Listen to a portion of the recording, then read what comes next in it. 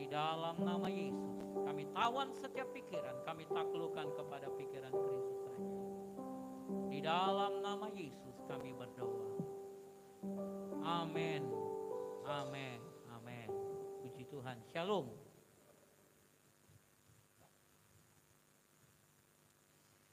Haleluya. Bersyukur kita kembali pada hari ini bisa bersama-sama berkumpul untuk mengalami mujizat Tuhan, belajar kebenaran-kebenaran firman Tuhan yang akan menolong kita lepas dari segala cengkeraman iblis, lepas dari segala pergumulan-pergumulan dalam kehidupan ini dan menjadi pemenang-pemenang. Amin. Haleluya. Bapak Ibu Saudara-saudari yang terkasih, mungkin banyak di antara saudara khususnya yang menonton dari YouTube atau menonton dari Facebook bertanya, kok lama sekali bagian pujian penyembahannya. Ya, ada yang kasih komentar lama sekali pujian penyembahannya. Ya, itu semuanya tujuannya adalah mempersiapkan hati kita untuk sebelum ditaburi kebenaran firman Tuhan, tanah itu harus gembur terlebih dahulu. Amin. Tanah itu harus gembur. Bagaimana petani akan menanam ladangnya? Tidak mungkin petani itu menaburkan benih, menanamkan benih kalau tanah itu belum gembur. Jadi bagaimana menggemburkan tanah itu? Pujian penyembahan adalah bagian daripada proses penggemburan itu, saudara. Amin. Ketika kita memuji menyembah Tuhan, maka kita mengizinkan Tuhan mengambil alih jiwa kita, saudara. Jiwa. Pujian penyembahan itu dahsyat, luar biasa. Dia bisa menghipnotis jiwa kita. Dan pujian penyembahan ini saya tidak hanya bicara tentang kepada Tuhan. Tetapi juga ketika engkau mendengarkan lagu-lagu sekuler. Saya tidak katakan lagu dunia, lagu sekuler. Lagu-lagu yang suka lagu klasik, iringan piano, yang suka dengan lagu-lagu rock yang sering didengarnya. Dan apa yang terjadi ketika kita mendengarkan lagu-lagu yang menjadi kesukaan kita? Maka saudara yang punya pergumulan, saudara yang mungkin habis berantem tadi di luar ketika engkau masuk ke dalam kamarmu, saudara yang tadi mungkin mengalami pergumulan sesuatu yang kau dengar kabar tidak baik, tapi ketika engkau mulai hidupkan lagu, apa yang terjadi kepada jiwamu, pikiranmu, perasaan, kehendakmu? Maka itu seperti signal radio yang kita ganti dari satu channel kepada channel yang lain. Tidak berapa lama, maka tangan kita akan mulai pukul-pukul, saudara. Kemudian kaki kita akan mulai bergerak-gerak. Apalagi lagu itu benar-benar mengena ke hati kita, saudara kan. Kalau udah lagu India, Bolo Chodia, kita mulai nari, saudara. Iya, hati kita mulai happy. Itu sebabnya, bayangkan saudara, ini lagu sekuler. Bisa menghipnotis jiwa kita, pikiran, perasaan, kehendak kita. Apalagi lagu rohani yang kita pakai untuk memuji dan menyembah Tuhan. Kira-kira apa yang terjadi kepada jiwamu, kepada pikiran, perasaan, dan kehendak kita?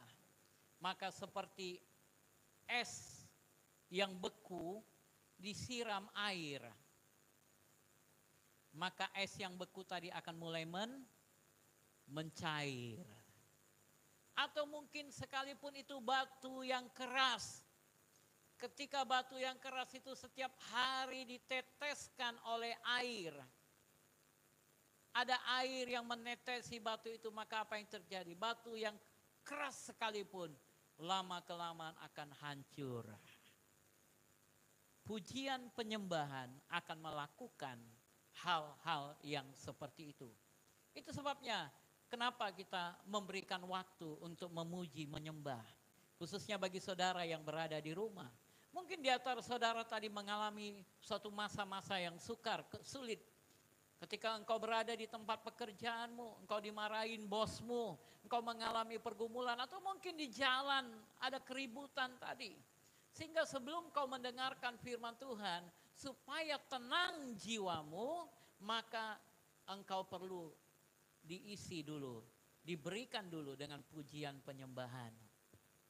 Masalahnya adalah ketika kita berada di rumah kita, sangat sulit bagi kita untuk memuji menyembah.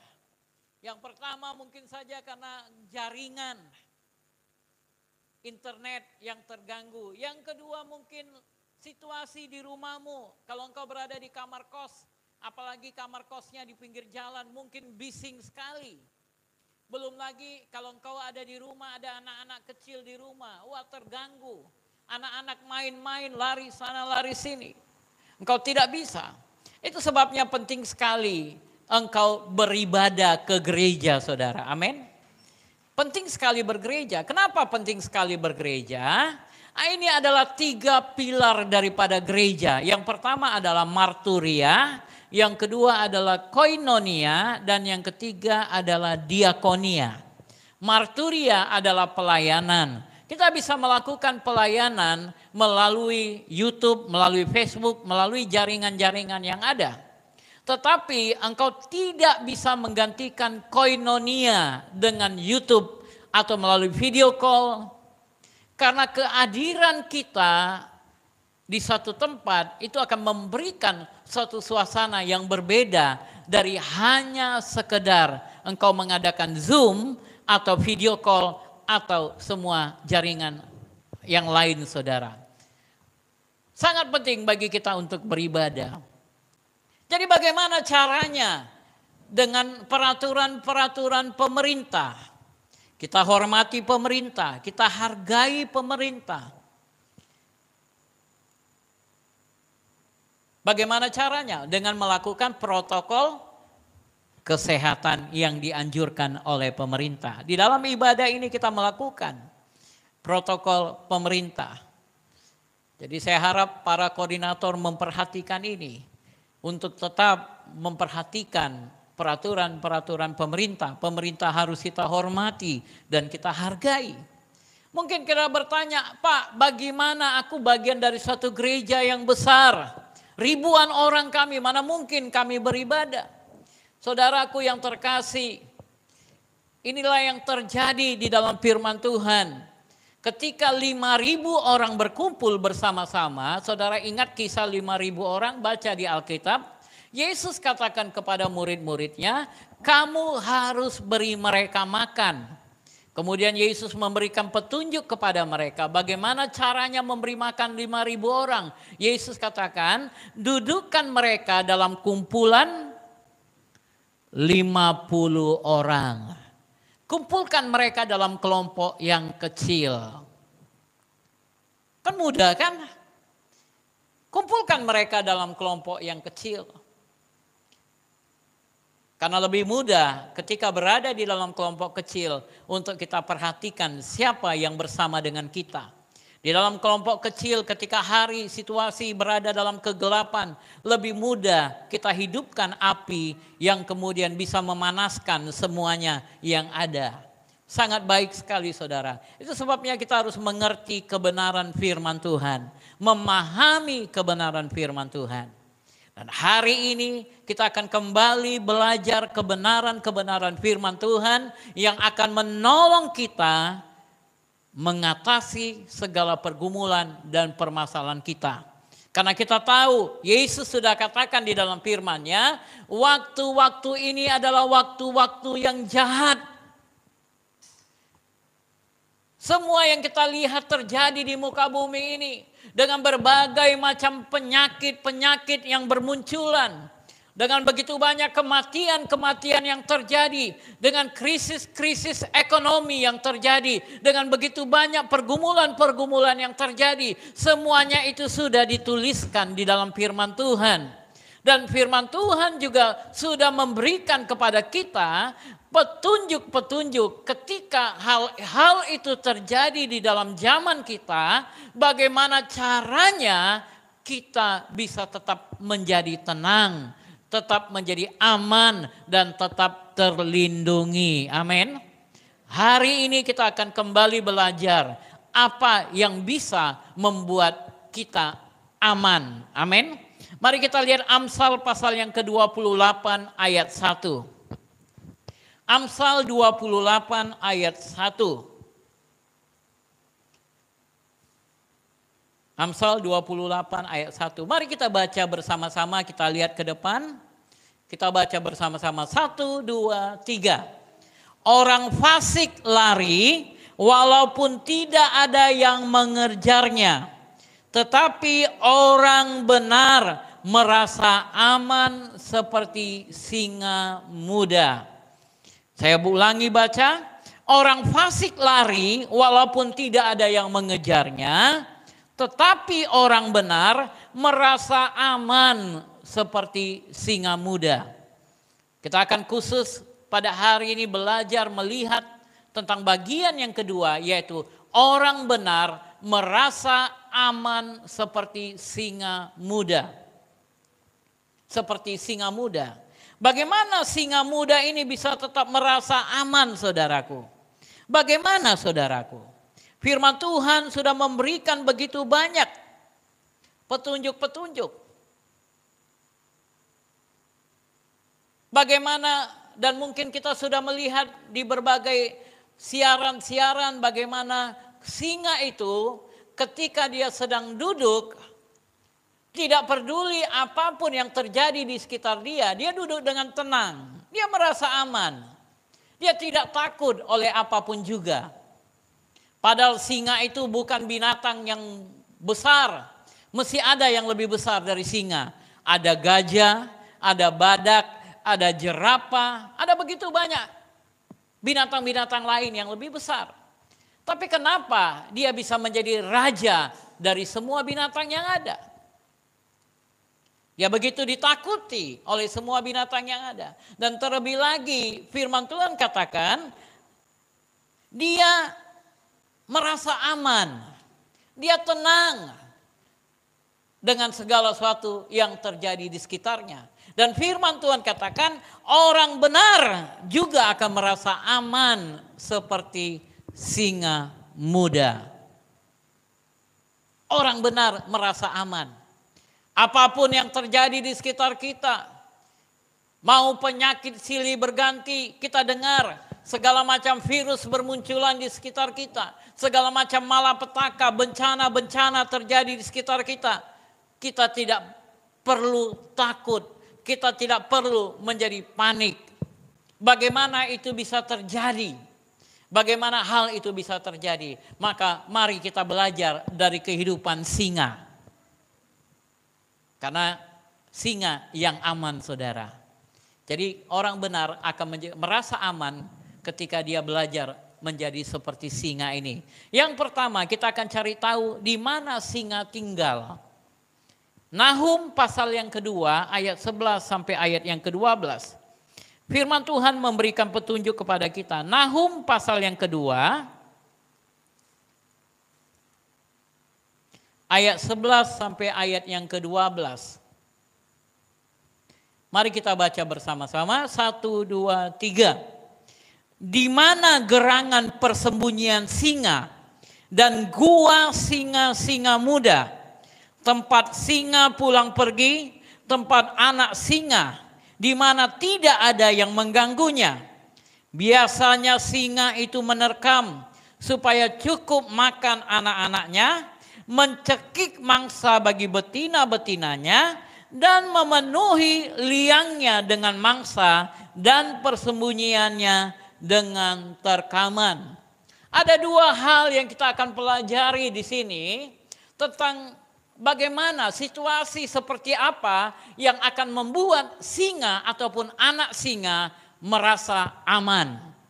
Yang pertama, tempat tinggalnya.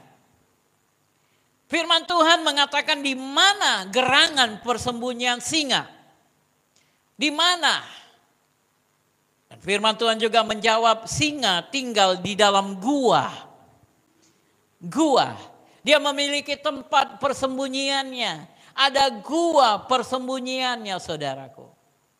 Dan di dalam gua itu mereka akan tinggal berkelompok. Ada induknya dan ada anak-anaknya. Mereka tidak hidup sendiri-sendiri ketika mereka berada di dalam gua. Mereka tinggal di dalam satu kelompok. Ada jantannya, ada betinanya, dan ada anak-anaknya. Mereka tinggal dalam satu komunitas. Mereka tinggal di dalam gua yang aman. Di dalam gua yang mana tidak ada yang mengganggunya, saudaraku. Itulah yang dikatakan oleh Mazmur 91. Apa firman Tuhan katakan? Masih ingat Mazmur 91? Ketika awal pandemi ayat ini saudara hafal. Sekarang sudah lupa? Mazmur 91 ayat 1. Orang-orang yang duduk dalam lindungan yang maha tinggi dan bermalam dalam naungan yang maha kuasa akan berkata kepada Tuhan, tempat perlindunganku dan kubu pertahananku, Allahku yang kupercayai. Haleluya.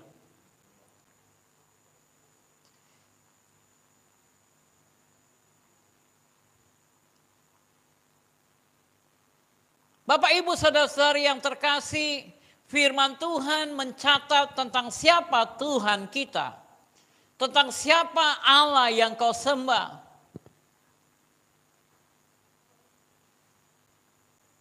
Di dalam Wahyu pasal yang kelima, ayat yang kelima, mari kita baca. Wahyu pasal 5 ayat yang kelima.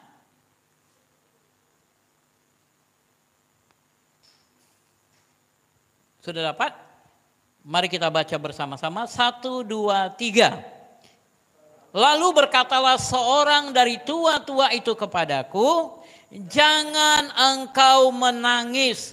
Sesungguhnya singa dari suku Yehuda, yaitu tunas Daud, telah menang. Sehingga ia dapat membuka gulungan kitab itu dan membuka ketujuh meterainya. Haleluya. Firman Tuhan katakan, janganlah engkau menangis. Sesungguhnya singa dari suku Yehuda, yaitu tunas Daud, telah menang. Siapakah yang dimaksud singa dari suku Yehuda ini, Bapak Ibu? Siapakah yang dimaksud? Maka kita perlu belajar kebenaran firman Tuhan. Siapakah singa dari Yehuda ini? Kejadian 49 ayat 9 sampai ayat yang ke-10.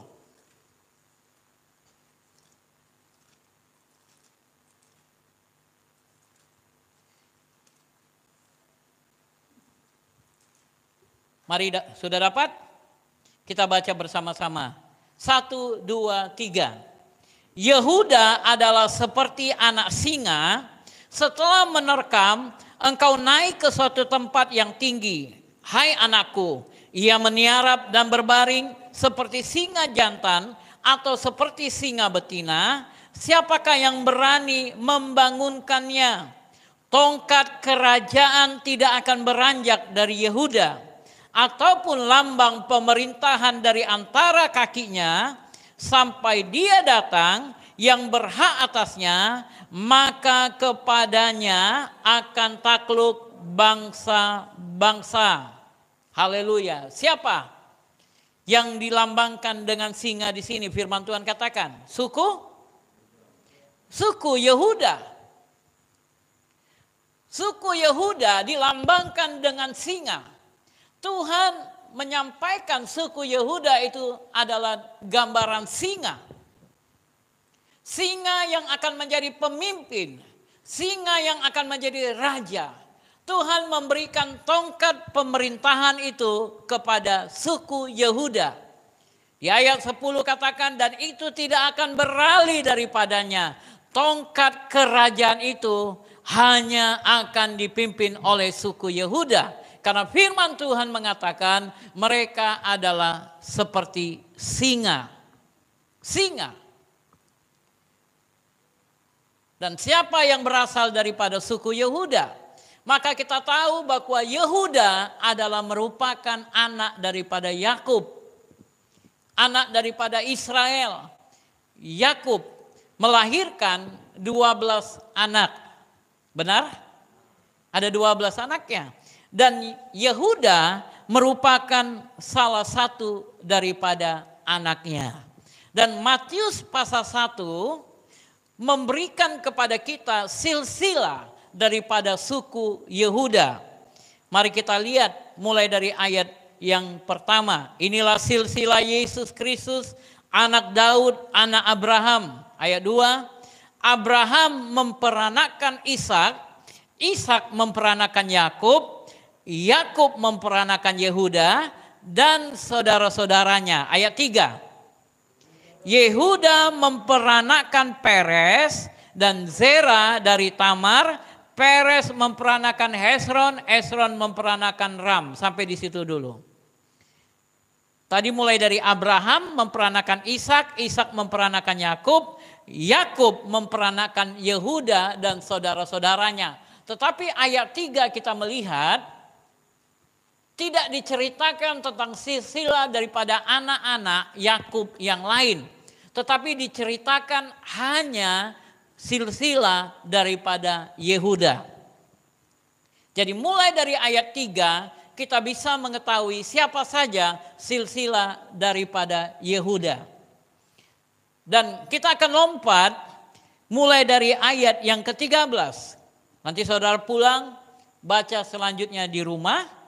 Ayat 13, Jerubabel memperanakan Abihud, Abihud memperanakan Elyakim, Elyakim memperanakan Azor, Azor memperanakan Zadok, Zadok memperanakan Akim, Akim memperanakan Eliud, Eliud memperanakan Eliezer, Eliezer memperanakan Matan, Matan memperanakan Yakub, Yakub memperanakan Yusuf, suami Maria yang melahirkan Yesus yang disebut Kristus. Itulah yang dikatakan oleh kitab Wahyu bahwa singa Yehuda telah datang, singa Yehuda telah mengalahkan. Karena sebelumnya kalau saudara baca di ayat Wahyu pasal 5 tadi, ayat 1 sampai 4, apa yang terjadi? Tentang segala sesuatu yang sedang terjadi di muka bumi ini. Bagaimana masalah demi masalah yang terjadi. Pergumulan demi pergumulan yang terjadi di muka bumi. Dan semua ini harus terjadi. Karena firman Tuhan telah menyatakannya. Dan untuk menggenapi semua ini, maka gulungan kitab itu harus dibuka. Dan firman Tuhan berkata, maka tua-tua yang duduk di sekitar takhta Tuhan, mereka menangis.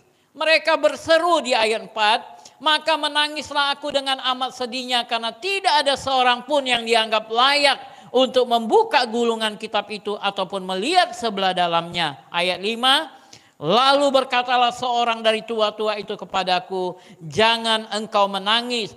Sesungguhnya singa dari suku Yehuda, yaitu tunas Daud, telah menang. Sehingga ia dapat membuka gulungan kitab itu dan membuka ketujuh meterainya. Dan apa yang terjadi? Apa yang disampaikan Wahyu pasal 6 ayat yang ke-6. Secupak gandum sedinar, 3 cupak jelai sedinar, titik. Tetapi singa Yehuda ini berkata, semuanya boleh kalian ambil, sepertiga ini boleh kalian rusakkan, tetapi jangan rusakkan minyak dan anggur itu. Apa lambang minyak dan anggur itu? Beberapa waktu yang lalu saya sudah sampaikan kepada saudara, minyak dan anggur. Minyak berbicara mengenai urapan Tuhan. Anggur bicara mengenai darah, pengudusan, yaitu orang-orang yang diurapi, orang-orang yang dikuduskan. Karena kitab Mazmur berkata, berharga di mata Tuhan kematian semua orang yang dikasihi. Tuhan berkata di dalam Wahyu pasal 8, mulai dari ayat 7 dan selanjutnya Wahyu 9 ayat 18. Bagaimana tentang secupak gandum sedinar, 3 cupak jelai sedinar. Tentang sepertiga dari semua hutan-hutan yang terbakar. Sepertiga dari isi lautan yang habis. Sepertiga dari pesawat yang habis. Sepertiga dari kapal-kapal yang habis. Dan puncaknya di dalam Wahyu 9 ayat 18. Sepertiga dari umat manusia mati. Tapi Tuhan katakan, jangan coba-coba sentuh orang yang diurapi. Haleluya. Kenapa saudara? Karena seperti singa, induk singa yang menjaga anak-anaknya.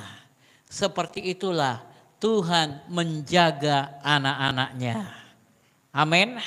Seperti itulah Tuhan menjaga anak-anaknya. Di mana anak-anak singa berada? Anak-anak singa harus berada di dalam gua bersama dengan induknya. Ketika anak-anak singa berada di dalam gua tempat persembunyian, maka anak-anak singa itu akan aman. Tidak ada satu apapun yang berani mendekati gua daripada tempat singa itu, saudara. Tapi kalau anak-anak singa itu keluar jauh daripada gua, maka tidak ada kepastian jaminan untuk anak-anak singa itu. Itu sebabnya anak-anak singa harus memastikan untuk senantiasa berada di dalam gua. Apa artinya? Berada dalam persekutuan dengan Tuhan, yang merupakan singa dari Yehuda, yang merupakan induknya. Apa yang dikatakan Mazmur 91, orang-orang yang duduk dalam lindungan yang maha tinggi. Amin. Yang mengatakan Allahku tempat perlindunganku, yang mengatakan Allahku kubu pertahananku. Adalah orang-orang yang tidak meninggalkan persekutuan dengan Tuhannya. Orang-orang yang tidak meninggalkan hubungan dengan Bapaknya. Orang-orang yang menjaga persekutuan dengan umat Tuhan. Yang menjaga persekutuan di dalam komunitas sebagai orang-orang yang percaya. Sangat penting bagi kita untuk menjaga di dalam komunitas orang-orang percaya, saudara. Amin. Untuk tinggal senantiasa di dalam gua, untuk senantiasa tinggal di dalam komunitas, untuk senantiasa berada di dalam persekutuan, yaitu yang horizontal dan vertikal, yaitu persekutuan dengan Tuhan dan persekutuan dengan sesama. Haleluya. Haleluya. Dan yang kedua, bagaimana gua singa itu menjadi aman? Saudara lihat apa yang kata kitab Nahum tadi, apa yang dilakukan oleh singa untuk menjaga tempat persembunyiannya. Apa yang dilakukan oleh singa-singa? Ayat 12. Biasanya singa itu menerkam supaya cukup makan anak-anaknya, mencekik mangsa bagi betina-betinanya, dan inilah yang merupakan kunci kedua, memenuhi liangnya dengan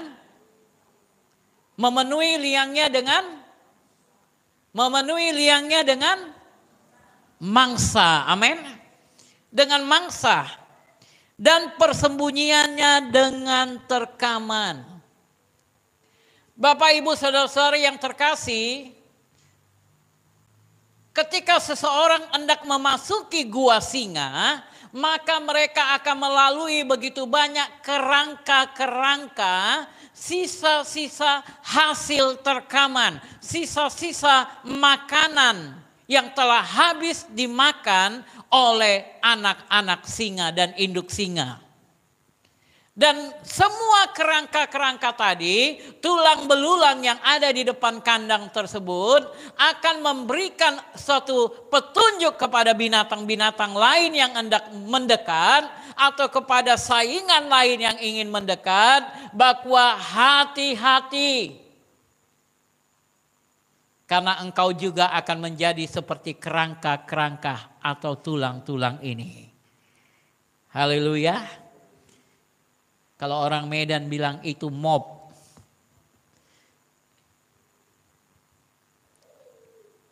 Peringatan. Jadi semua terkaman-terkaman hasil daripada mangsa tadi itu akan disisakan dan tinggal di seputar pintu masuk gua singa. Supaya orang tahu ini menjadi kesaksian siapa yang akan mereka jumpai di dalam. Haleluya. Halo. Saudara bingung? Itulah yang dikatakan dalam kitab Wahyu pasal yang ke-12. Wahyu pasal yang ke-12 ayat yang ke-11. Mari kita baca. 1, 2, 3. Dan mereka mengalahkan dia oleh darah anak domba. Dan yang kedua oleh perkataan kesaksian mereka. Kesaksian kita itu bicara tentang pengalaman-pengalaman hidup kita dengan Tuhan. Haleluya. Kesaksian-kesaksianmu harus engkau tempatkan berada di depan rumahmu. Kesaksian-kesaksianmu yaitu tentang perkara-perkara yang pernah kau hadapi dan kau selesaikan bersama dengan Tuhan di masa-masa yang lampau. Itu akan menjadi seperti sisa-sisa mangsa yang diletakkan singa-singa di depan gua singa.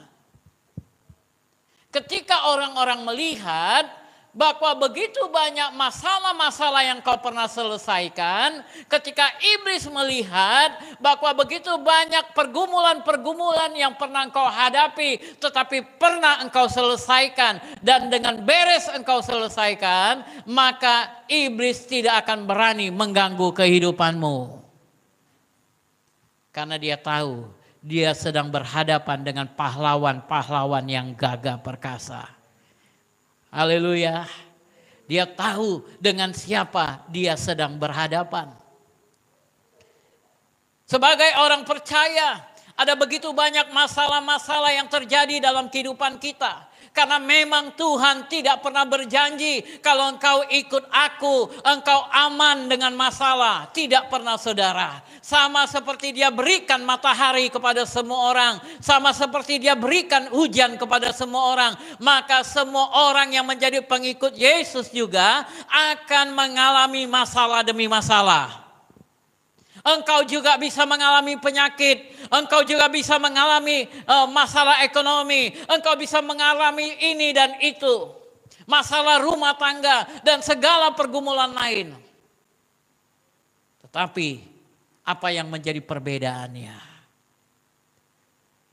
Perbedaannya bersama dengan Yesus, engkau akan taklukkan semua masalah-masalah tadi. Amin. Tuhan akan menolong engkau untuk menaklukkan setiap pergumulan-pergumulan dan setiap permasalahan-permasalahan yang kau sedang hadapi tadi. Maka engkau akan berkata seperti Daud, Tuhan telah melatih tanganku untuk berperang. Sama seperti Daud katakan kepada Saul, hai raja, jangan menjadi tawar hati, karena hambamu ini telah biasa berperang, bergumul dengan singa. Hambamu ini telah biasa bergumul dengan beruang. Hambamu ini telah biasa bergumul dengan semua serigala-serigala di padang gurun. Dia sedang menceritakan pengalaman-pengalaman hidupnya, kesaksian-kesaksian hidupnya. Ketika singa meletakkan semua sisa-sisa kerangka-kerangka tadi, sisa-sisa tulang belulang di muka gua tadi, maka tempat itu menjadi tempat yang paling aman. Tidak ada binatang apapun yang berani datang. Bahkan hiena, ketika dia datang mendekati tempat itu, dia hendus-endus dengan hidungnya. Serigala dia endus-endus dengan hidungnya. Mereka akan menjauh. Karena mereka tahu, oh jangan ganggu dia. Jangan ganggu dia. Ini adalah daerah aman. Haleluya. Haleluya. Orang benar akan hidup dengan aman seperti singa. Bagaimana itu bisa terjadi? Ketika dia berada di tempat yang tepat, pada waktu yang tepat, di dalam gua, di dalam hadirat Tuhan. Seperti orang yang berlindung dalam naungan yang maha tinggi. Dan yang kedua adalah dengan meletakkan kesaksian-kesaksian. Begitu banyak kesaksian yang luar biasa. Dan hari ini saya mau buka sedikit kesaksian itu dari suku Yehuda. Bagaimana Yesus lahir dari suku Yehuda, saudara. Mari kita lihat kepada silsilah tadi. Matius 1. Saya ingin saudara buka pertama ayat yang kelima.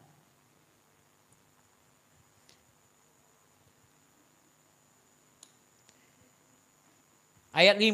Salmon memperanakkan Rehabeam. Salmon memperanakkan Boas dari Rahab. Itu dulu. Salmon memperanakkan Boas dari Rahab. Siapa Rahab? Ingat saya beberapa minggu yang lalu sampaikan tentang Rahab. Di mana kita jumpai nama Rahab ini? Siapa wanita ini? Halo.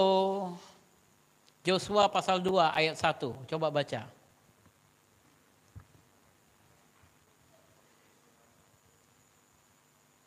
Ayo baca dengan suara keras. 1, 2, 3.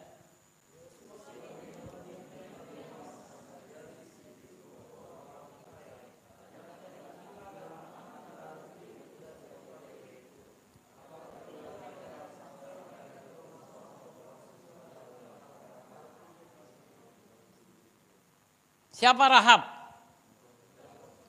Perempuan sundal. Orang berdosa. Dan bukan orang Yehuda. Amin. Tapi apa kesaksian hidupnya? Dia punya pengalaman dengan orang-orang percaya. Maka apa yang terjadi? Yosua pasal yang ke-6 ayat 23 sampai 24. Mari baca. Yosua pasal yang ke-6 ayat 23 dan 24.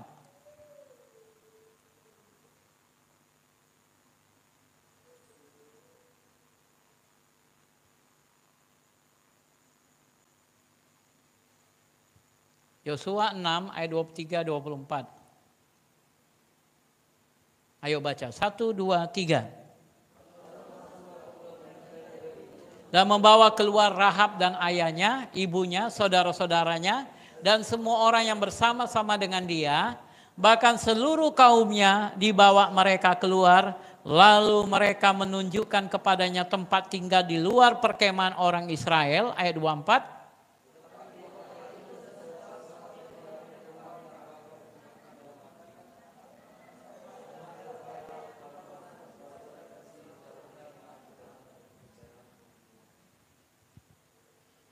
Rahab adalah orang yang menerima kasih karunia.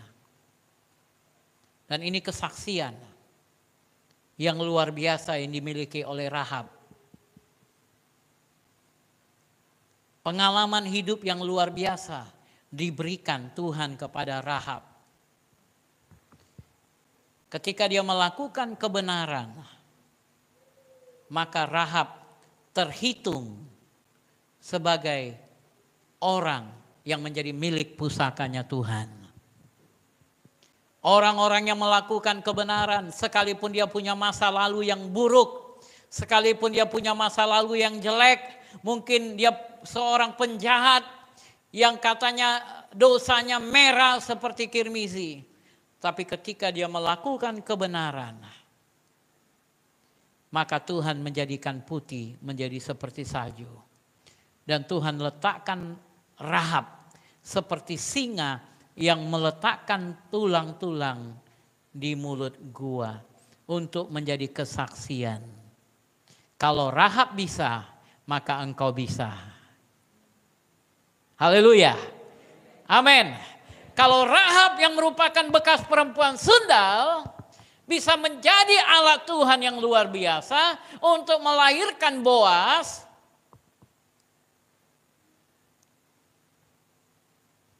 maka engkau jauh lebih baik untuk dipakai Tuhan ketika engkau memberikan hidupmu kepada Tuhan.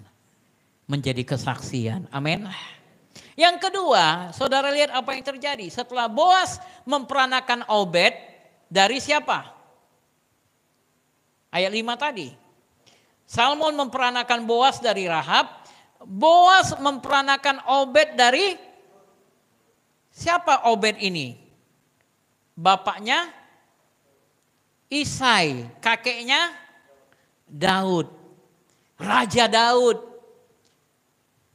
Siapa Ruth? Siapa Ruth? Bukan Ruth Osena ya. Siapa Ruth yang dimaksudkan di Alkitab ini? Perempuan Moab. Menantunya siapa? Naomi. Dia menantunya Naomi. Apa yang terjadi? Meninggal suaminya.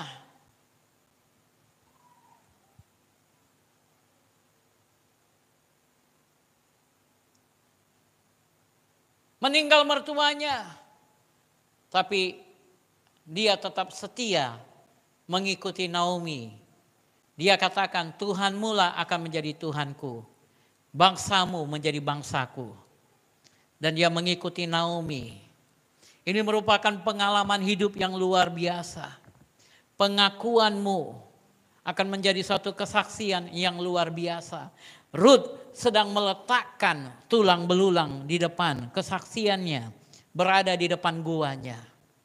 Maka itu menjadi kesaksian yang luar biasa. Yang akan menjaga hidupnya. Yang memberikan aman, rasa aman kepada hidupnya saudara.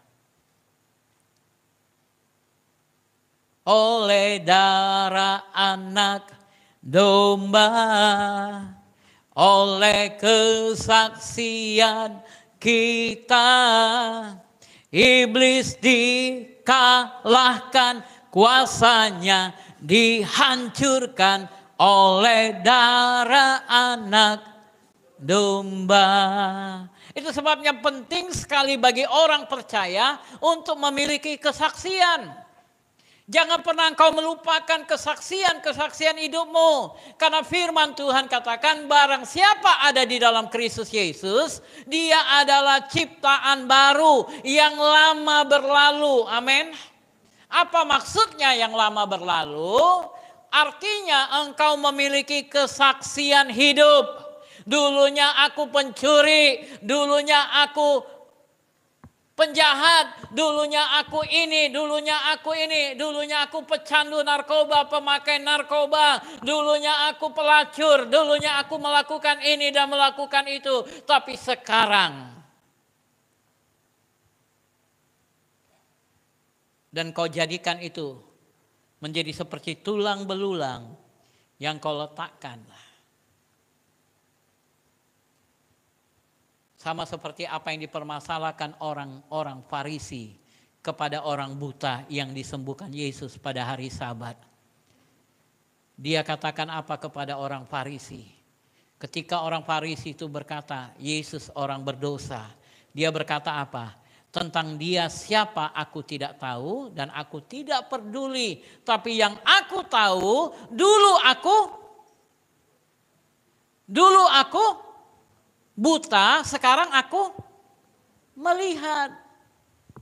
Aku tidak peduli bagaimana dia. Tetapi yang ku tahu adalah pengalaman hidupku.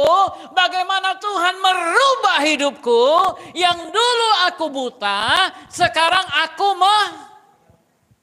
pengalaman hidup inilah yang akan menjadi lentera bagimu. Pengalaman hidup inilah yang akan menjadi cahaya bagimu. Pengalaman hidup inilah yang akan menjadi kesaksian bagimu, yang akan menuntun engkau kepada kemenangan demi kemenangan di masa yang akan datang. Haleluya. Haleluya. Sehingga engkau berkata, jalan hidup orang benar seperti jalan hidup orang benar semakin terang hingga rembang tengah hari katanya. Dan apabila dia jatuh, dia tidak akan tergeletak sebab tangan Tuhan menopang dia. Dari hari ke hari, perjalanan hidupmu, langkah demi langkah yang kau jalani, dengan kesaksian-kesaksian yang kau miliki. Ketika situasi di sekitarmu merasa menjadi tidak aman, menakutkan, tapi engkau berkata, aku sudah pernah melewati yang lebih buruk. Aku sudah pernah melewati pengalaman seperti ini. Dan kalau dulu aku berhasil melewatinya, maka hari ini,